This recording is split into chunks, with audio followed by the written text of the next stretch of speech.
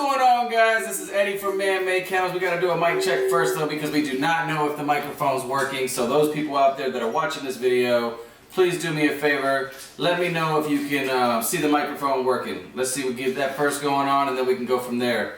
Hey, Mauricio, what's up, my brother? I know you always on the road. Love you, man. MIT Transport, check them out, guys. Amazing, amazing transport. If we're not using ManMade Kennels Pet Transport, we're definitely using Mauricio. He's been part of our ManMade family for probably about 5 years now, and we love him to death. Anybody that's at home right now, big shout out to you. As you can see, we're casting at 2 different camera views. I've learned some cool little things. We tried to use Caster and go from Facebook and YouTube at the same time, but that didn't work out.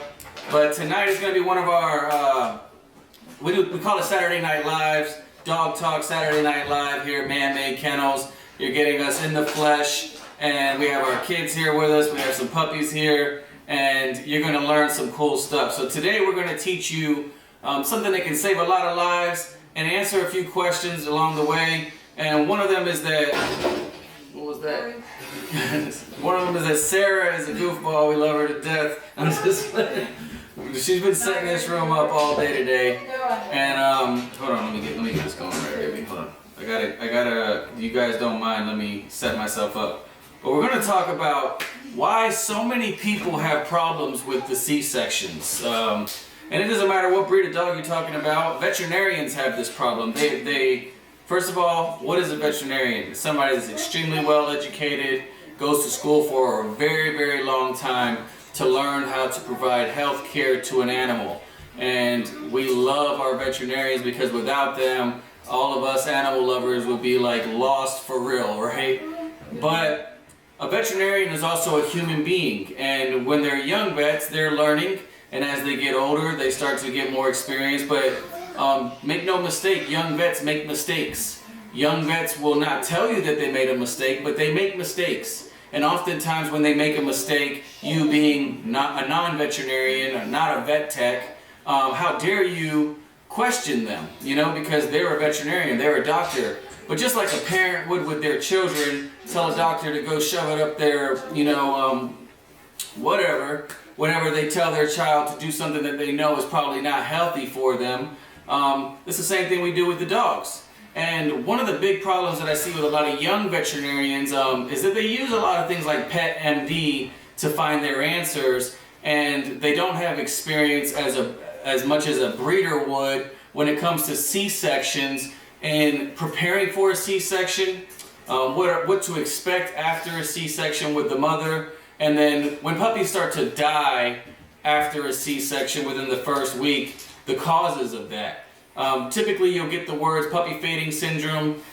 I'm going to go ahead and go out on a limb and say that that's an easy cop to say, you know, puppy fading syndrome caused it, that's why we didn't have all the puppies make it, or all the puppies died.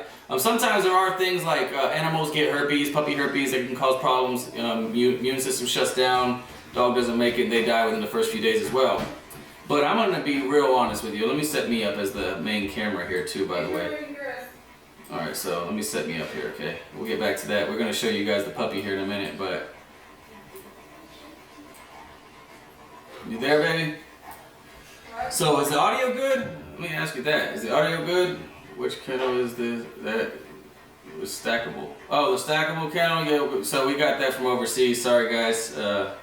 Don't really know the name of it. I'm actually now able to see your comments, so if you have any questions, please tune in. If you don't mind sharing this video, because I think it's going to save a lot of people. I'll tell you right now, there's breeders out there that don't know this information, and if they hear this information, they're going to save a lot of their personal lives, problems. They're going to save a lot of their puppies, and they're going to be extremely happy that I taught them this. They probably will never call or tell people like, I learned so much stuff from ManMade Kennels. And that's cool, you know, but if you do learn something from us, we'd appreciate it if you left a comment somewhere and said, hey, big shout out to ManMade. You know, we appreciate those shout outs and those cross-marketing opportunities. But this right here is definitely going to save you and your veterinarian a load of headaches. So first things first, A veterinarian likes to schedule a C-section, right? They usually do it, 62 days, 63 days after you've done artificial insemination. The problem with us breeders, we get so excited about a breeding, we don't want to miss it, that we don't just do artificial insemination one time, we do it like on day 8, day 10, day 12, day 14, and we ruin everything for that veterinarian that is depending on a one-time AI so that they can count the days, schedule a C-section, and have a litter of puppies. Well, that's not possible. And the reason behind that is that we're just so excited, and then we tell them a date, and then they schedule the date, and then you have puppies that are actually 57 days developed or 59 days developed. Or you'll get a young veterinarian, let's just say you did the AI one time, and so you know exactly when they're due, and that veterinarian will say, you know what, we're going to do the C-section at 60 days. First of all, when semen enters the female, that doesn't mean that they are going to conceive that day. They could conceive 3 days later. And so you may think that she's 60 days pregnant, but in fact she's 57 days pregnant. And so when you do that C-section, the puppies are coming out, they look and seem healthy, but in fact they're premature, and you run into some problems on day 3 and 4, and you start to lose your puppies. One thing that I have learned is that a lot of the reason why you're losing these puppies, hey, can somebody comment, how's the audio for me? Can somebody comment on there how the audio is, please? And please share this to the groups. If you're watching this, I'd appreciate it. Please share it. I don't know how the audio is, so I'm waiting for someone to tell me, and then I can continue on. Because I'm going to teach you how we fix this problem. Hey, veterinarians, if you're watching this, or you can go talk to your vet about it, teach you a couple things. Thank you, Bubba Rankin. I appreciate the shout out, man. Big shout out to you too. Anybody tell me how the audio is? Audio's good, bad, maybe? Sounds good. Oh, appreciate it. Look at that. There we go. It's just catching up. Okay. All right. So what do you do? How do you prevent your puppies from dying? Like your vet schedules 57 days and you didn't know it. You thought it was 60 days. Well, one of the things that they can do is prior to you having the C-section, they can do a sonogram and they can listen to the hearts of those puppies. And a veterinarian can actually give the mother a shot, 2 days prior to doing the C-section, a steroid shot that will help the puppy fully develop before the C-section happens. And so you give them a steroid shot and it opens up their lungs, they come out, and even if they were a little bit premature, you've kind of set them up for success. One of the crazy things that happens here on a scheduled C-section though is that not only are the puppies premature, but the mother isn't producing any milk. It's very common that the mother doesn't produce any milk. Well, I've recently learned by speaking to a few veterinarians that there's a way to fix that. And I didn't know, don't get me wrong, I'm learning too as I go, but we've tested it out and it worked. Prior to the C-section, about an hour prior to doing the C-section, we hit the mother with a couple cc's of some oxytocin. And if anybody doesn't know what oxytocin is, it kind of induces labor, causes them to start to cramp. But prior to doing the C-section, you hit her with some oxytocin, and what that does is it kind of throws her into labor, especially if you're right there. The temperature's dropped, you're just kind of waiting for it to go down. It will throw her into labor, and those hormones that we require for our female to produce milk, they get released prior to the doctor doing a C-section. What are you over there shaking about, baby? So you give her some oxytocin prior to the C-section, you go in, you do the C-section, and when the mother wakes up later on, hopefully you have some milk there. If not, they'll hit her with a couple more rounds of oxytocin, and then you give her a little bit of time and milk should come in. Now, why am I telling you this? So what ends up typically happening, a typical vet will say, we'll do the 60 days or 62 days or 63 days C-section, and they've scheduled it out. I'm trying to teach you all ways that you can prevent that from happening. Baby, go over here real quick with Mama. I'll be right back. Sorry. She's hurting my leg a little bit. So what we're trying to do, baby, you gonna come over here in a minute with this puppy? What we're trying to do is make sure that prior to the C-section, we've prepared you for the best possible scenario for those puppies to thrive. Now sometimes when you have a newborn puppy, those puppies become anemic. Those of you that watched my recent video, I talked about anemic puppies, but anemic puppies, they tend to not hold the body temperature very well. A newborn puppy's body temperature is usually around 99 degrees. A dog's temperature is 101.5, but a newborn puppy holds a temperature of about 99 degrees, and they'll hold that temperature for about 2 weeks. So it's very important that you keep them warm.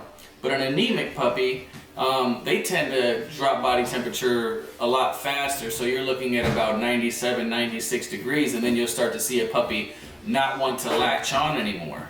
And I know when I'm saying that, there's breeders out there right now that are saying, dang, that's happened to me before. They don't want to latch on. Also, sometimes those puppies become dehydrated. You have them under the heat lamp and they haven't suckled on the mom for a while, or they didn't get enough hydration from when they did suckle on the mom, that they are dehydrated. And so not only do you have a premature puppy, but now you have a cold puppy and a dehydrated puppy. And a lot of times, you know, when they're newborn puppies like this, people are lost on what to do. Now, I'm not going to tell you to go get, to do like the worst case scenario. I'm going to tell you what you should do. You should get a hold of a vet, and prior to having those puppies, like if you're doing a C-section, ask that veterinarian, can I have a bag of saline? Keep your saline at room temperature. Don't put it in a freezer. Don't leave it out in a cold area. Keep it at room temperature. All right? When these newborn puppies come out, sometimes they just need a little boost. And what they should give you is a 21 gauge needle and a bag of saline, and you can pop 1 cc, just pinch the skin up on the puppy, pop 1 cc under the neck, and it gives them that little boost that they need. Keep them extremely warm afterwards, and you'll notice that they start to come back. Once you give them about 20 minutes after you've given them a little bit of hydration, and try to latch them again on that nipple, okay? Now make sure that you also, you know, remember this mother is not a mom that has gone through labor. Unless you've probably given her, unless they've given her the oxytocin, she didn't go through the full-fledged labor like most dogs do. So she may not stimulate the puppy like we would hope that she would do. So those first few days, you got a couple things you got to worry about. 1, the body temperature doesn't regulate. 2, you know, they're dehydrated, they're not suckling, they're not getting enough nutrients. And then 3, they become extremely constipated. And people, breeders, you like to rush to bottle feeding, and when you rush to bottle feeding, you like to follow the rules on the back of a bottle of Espalac. Is that called Espalac? Yep. And I'm bad with English. I speak 4 languages though. But on the back of that thing, it gives you instructions on how to feed your puppy, but sometimes, a lot of times, the formula is just a little too rich. And so you can constipate your puppy. What I recommend is just, you know, the first couple feedings, make sure you dilute that milk. Make sure you got a little bit more water in there. Dilute the milk.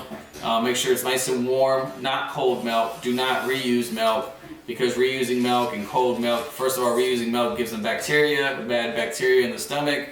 And then cold milk could decrease the body temperature of the puppy and cause them to go into shock, organ failure, and then you lose a puppy. And so anytime you see a dog gasping for air or you know, not wanting to latch on, typically it's a body temperature issue or a dehydration issue, okay? And those are 2 things that you can fix. That's why I asked you to get a bag of saline, because with a bag of saline, you can more than likely save that puppy. And I'm knocking on wood here, but I will say that we have been extremely blessed in this home, because Sarah saves a lot of puppies. Not just our puppies, but our friends' puppies, people in the state of Delaware, Maryland, Virginia, New Jersey, Pennsylvania. You know, we'll go to their homes a lot of times. We've gone to homes at 2 o'clock in the morning just to help a family that has a litter of English Bulldogs or Boston Terriers or whatever litter of puppies they have, and they're having some problems or they're starting to lose puppies. You gotta excuse the flies. We live in the middle of a cornfield, 4 corners of corn, and they just put manure down for, I'm guessing, pumpkins or something. But they put some manure down, so the whole entire neighborhood is full of flies right now, and it's really hard for us. I was hoping that Sarah would get that fly swatter and swat this one, but there's this one right here. Sarah likes the flies. They're like her friend. She puts a little string on them and she flies them around the house like kites. Anywho, I'm just messing. Let me I think she's over there feeding this puppy, so I'm gonna make sure you guys get to see this. She's not hungry. Alright, we'll get that. I'm gonna go back down here in the bottom corner, okay? You wanna, Sarah, you're on candid camera now, okay, baby? Alright. So where was I? So when you do, so you got these things you got to worry about. You got to worry about the constipation. So here's what we do. Constipation. When those puppies come out, we're going to start doing warm water enemas before every feeding. Use distilled water and give a warm watered enema. I don't like to do this on day 1. I like to start it on day 2. But a warm watered enema is going to keep their body temperature regulated, right? And it's also going to guarantee that they're cleared out before they eat. And why do we want to do that? We want to do that because if you allow them to eat and then get cleared out, how about progesterone test at day 59? You're talking about a reverse progesterone? Yeah, but man, I still lose puppies that way, Tracy. So a lot of breeders will tell you, especially the exotic breeders, that they've done it all. I've done reverse progesterone tests. I knew she was ready and still lost 5 or 6 puppies. I'd say that I'm a body temperature person. I want to see that body temperature drop. But let me get back to what I was saying. I just saw that comment. So, dang, what was I saying, baby? The body temperature, or make sure they eat first. All right. So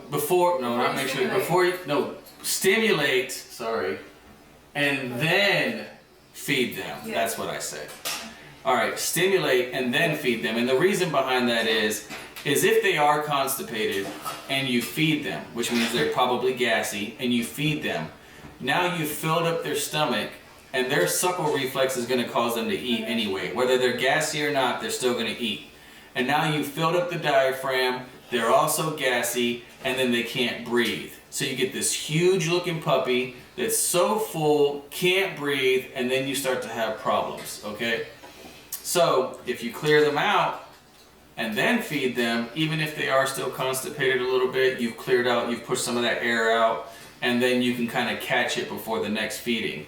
And what do you do if they are constipated? Well, first thing you don't do is you don't feed the puppy at all. I don't care if it's been 3 hours since they last ate, 4 hours since they last ate. Do not feed a puppy that is extremely gassy and bloated. It will cause major problems. You can give them some water, just give them some nice warm water, no milk, and they'll pee that out. But do not feed them until you get that stomach down. And how do we do that? We massage the stomach, we press hard into the puppy's stomach, we pat them on the back just like we would a baby. You can put them on their back and press their feet into their stomach and rotate it around like this. And just like you would a child that is colicky, and you can go look this up on Google, colicky baby, the same techniques you do with a colicky baby, you can do with a puppy, and then you will notice that they get better. On top of that, if you're in the middle of bottle feeding your dog, you know you have to add more water if this happens. It means the milk is too rich. If you're not bottle feeding a dog, and it's just one puppy having this problem, there's a good chance that that puppy may have some digestive issues. Maybe it's not fully developed, or that it knotted up. If that is the case, I do a lot of massaging and praying, because those are typically puppies that don't have a good outcome long term. Sometimes with those puppies, just FYI, since I'm here teaching this stuff, sometimes with those puppies, if they do make it, you will notice that later on they don't hold food down like the other ones do. Sometimes these puppies, they'll eat a bunch of food and then they'll throw up, right? These type of puppies with a weak digestive system or issues with their digestive system, sometimes you will have to put them on a soft food, or you'll have to puree their food, and you have to feed them in small moderation. So there are a lot of breeds out there that have this issue, but if you puree their food and you give them little amounts, multiple times throughout the day, they tend to do just fine. But if you notice that your dog is constantly throwing up their food and having that issue of throwing up their food when they eat too much, just cut back the diet, puree their food, and feed them a little bit more times throughout the day than you do your normal dogs. And you should be just fine with those puppies. That doesn't mean that the dog's a worthless dog or not a great dog. It just means they have a little bit of a digestive issue. And you can usually see that from birth. From the time they're born, typically when they have that issue, you'll see that throughout the rest of their life. What are you doing, Emma? Anyway, hey, my brother Angel. What's up? You're welcome, my brother. I hope you guys are learning something here too. I don't know if anybody's learning anything here. Nobody's making any comments, so I can't really tell if you are or not. But if you are learning something, man, I really, you know, I'm grateful that you guys are watching the channel. And if you are, please share this with your friends and kind of leave it a title, say, hey, you guys are learning a lot here. But, and if you have any questions, please, you know, you can always call me at 302-272-3625. For you veterinarians out there, this video is not a dig at you. This is to teach you because you may not know. And I'm not the type of person, like if a veterinarian says something to me, I am very, very reserved. I'm not going to say, you're wrong. I'm just going to let them do it. You know, whatever. You know, I'll play extremely ignorant and allow them to do what they do because they're the ones that went to school all those years and put in the work to become a veterinarian, not me. And so how dare I disrespect the amount of work that they have. But maybe on a side note, I'll make a video like this and they can listen to me say the things that I say so that they can know that maybe they did need to learn something. And, you know, with that being said, if your veterinarian tells you to do something that you don't like and you kind of are nervous to do it, don't do it. Just say no. I mean, they are not going to deny service to you because you told them no. You know, just like a doctor is not going to deny service to you or your child because the mother said no. You tell them like you would anybody else coming at you or your family, I'm not doing the C-section this date. I need it to be done this date. If that veterinarian is not willing to accommodate you, then that's not a good veterinarian. I'm going to be real honest with you. They should understand that this is your child, not their child. And you want it to be, just like any other doctor out there, you want to be comfortable with whatever treatment you're getting. And so a 60-day C-section is not a good day C-section. A 62-day C-section, a 63-day C-section, those are good C-section dates. Okay? If you know you've been doing multiple AIs, I would recommend you wait until the temperature drops. Try not, if you've done AIs on day 8, 10, 12, and 14, just tell your veterinarian it's going to be between Monday and Sunday of this week, and I will keep you on standby. Call them, send them some flowers, send them just leave them a little text message, say, hey doc, just wanted to give you an update, her temperature's still at 101.5. You know, build that relationship with them, and then if Thursday night at 7 o'clock at night the temperature drops below 100, and make sure you put it all the way in that butt to check that temperature, because sometimes what we'll do is we'll throw it in there and we'll get so nervous that we won't put it all the way in there and we'll just get a cold butt, and so it will say it's like 99 degrees when in fact they have not gone into labor yet. So stick that thing all the way up in the butt and check the temperature correctly, and if it does drop below 100 degrees, call your veterinarian and get that C-section going. And if you've been bothering them and pestering them for a couple of days prior, they're ready and they're prepared for you to come, and they're going to treat you like family, and they're going to be super happy that you're there. And so I hope you guys did learn something. Hey, thank you. Said it's very informative. I'm for sure learning lots from you guys. Thank you. Well, hey, we love all you all. If you're learning, please share this video with your friends. I think that this video has enough information in there that it could save a lot of lives. And then again, you know, I would say the most important thing that you're going to get from this is please ask your veterinarian for a bag of saline and a needle, and to give your dog some oxytocin when you're going through labor. Oxytocin helps to produce that milk that the mother needs to produce for the puppies. If she's not being a great mother, you know, because she came out of the C-section, you may have to force her to lay down with those puppies and let them suckle. You know, you can always get a muzzle because she may not be the greatest mother. She may try to attack the puppies at first coming out of a C-section. You can get a muzzle, you can make a muzzle, you can hold her down, but I promise you after about 48 hours of you forcing her to nurse those puppies, she's going to become a good mom. She's going to start acting like an actual mother, and you'll notice that she's going to be more nurturing with those puppies. It's just C-sections are a pain in the butt, and they're necessary sometimes, especially with breech puppies or puppies getting stuck in the womb. Oh, one more thing. if you have a puppy that's stuck for more than, I'd say an hour and a half, 2 hours, take them in. Take them in. It's not worth it. Cool thing about a C-section is you know all the puppies are out when you do a C-section. One of the worst things that could ever happen to someone is a puppy gets stuck. You think that there's no more puppies, and you lose a mother dog and a bunch of puppies. And I know it happens a lot, especially with backyard breeders. Nothing against them. People out there that have called me in the past, I'm not saying any names, but I've spoken to so many backyard breeders that they're like, man, I just had 7 puppies, and the mom dog died like a day and a half later. And I'm like, did you take her to the vet? They were like, yeah, man, I took her, and she had 3 puppies in her, and they were dead. And it's one of the worst things that could ever happen when that happens. And I will say that a lot of times you just don't know any better. But a C-section, if a dog is going into labor, you can kind of tell that there's probably a couple more puppies in there, and she's not pushing them out like she did with the other ones.